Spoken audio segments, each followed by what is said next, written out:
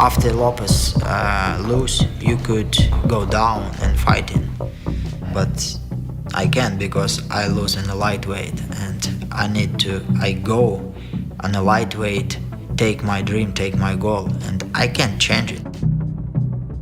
For me, it looks like you're weak. Can't change it. For me, it looks like you're weak. My power, my condition. I was very close with this goal.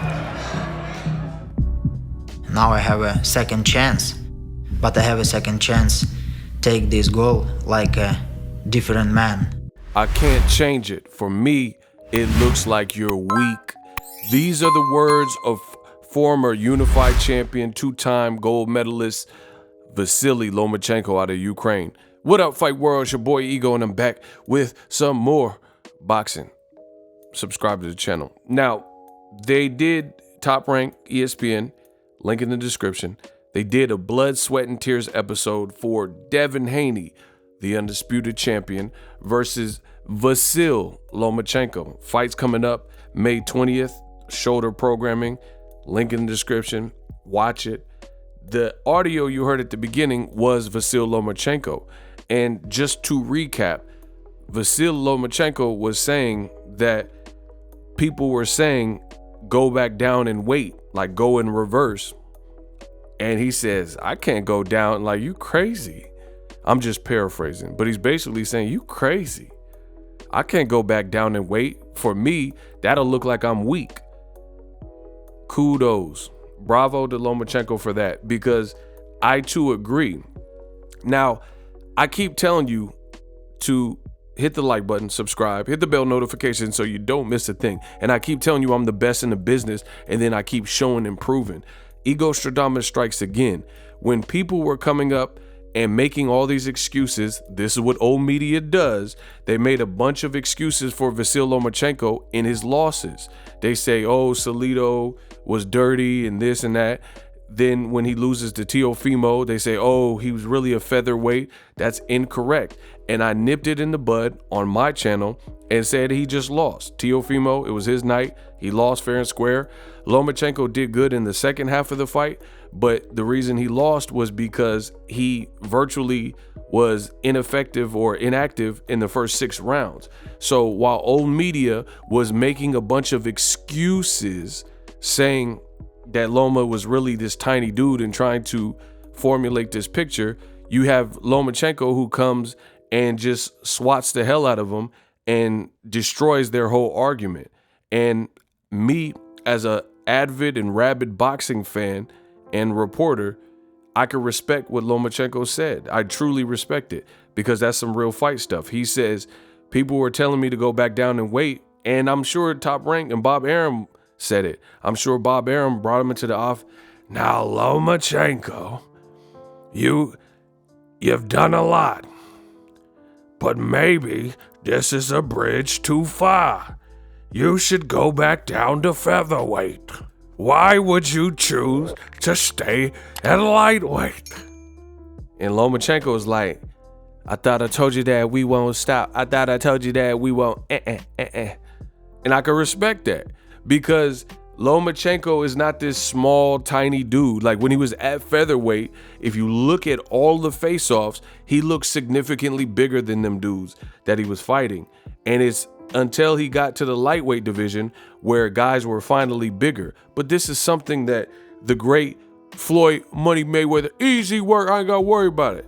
This is what Floyd had to deal with the whole time he's been Money Mayweather, fighting guys 15, 17, 20 pounds plus bigger than himself, like Canelo. I was born ready, right?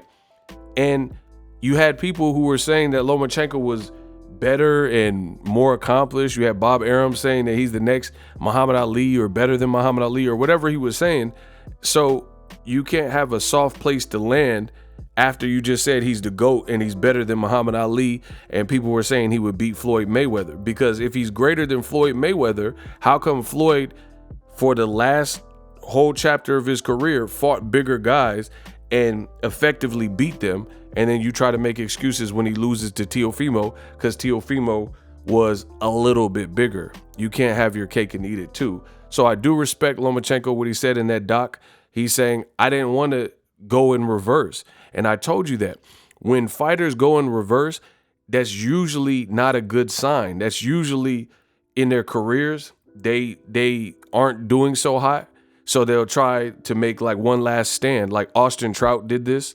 You had Curtis Stevens who did this, where late in their career, after Curtis Stevens was fighting at 160 the whole time, he tried to make 154 and he had some fights at 54. Same thing with Austin Trout. Trout was fighting at 54, but after several losses, then he's fighting at welterweight, you know, and that's usually like on the B side of your career. So I respect Lomachenko. He could have took the easy way out, but he's fighting Devin Haney, who's a top talent, undisputed, and he's undefeated. And he has a style, bigger, jab, uses his feet. You know, he's gaining good experience as a pro, sparred with tons of top names, Floyd Mayweather, Jesse Vargas, sparred with Tank, sparred with Shakur Stevenson. So, you know, he's an up-and-comer. Now, I will say this. There's a lot of people talking about Devin Haney and Lomachenko and writing Lomachenko off completely. I don't think it's going to be that type of fight. I think it's going to be a competitive fight. I think some people are actually disrespecting Lomachenko as if he has absolutely no shot, and it's going to be one-sided.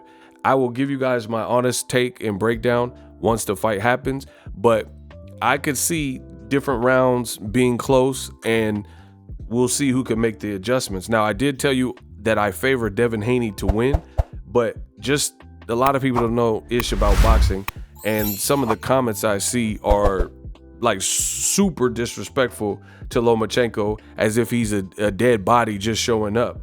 And I think that's disrespectful because I think Lomachenko is a true fighter and he's truly got a competitive spirit.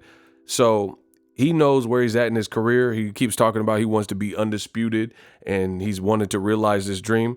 This is kind of that shot. And if he doesn't win, then he has 3 losses in about 20 fights. He's going to be at a crossroads type of position, losing to Salido, losing to Tio. I thought he lost to Jermaine Ortiz. And then if he has another fight where he loses to Devin Haney, which definitely can happen, then he's going to be kind of in no man's land. So I think he knows that. Drop your thoughts in the comment section. Let me know what you guys think. He didn't want to look weak, so he stayed at lightweight. Salute to that. I'm the best in the business. Subscribe, and I'm out.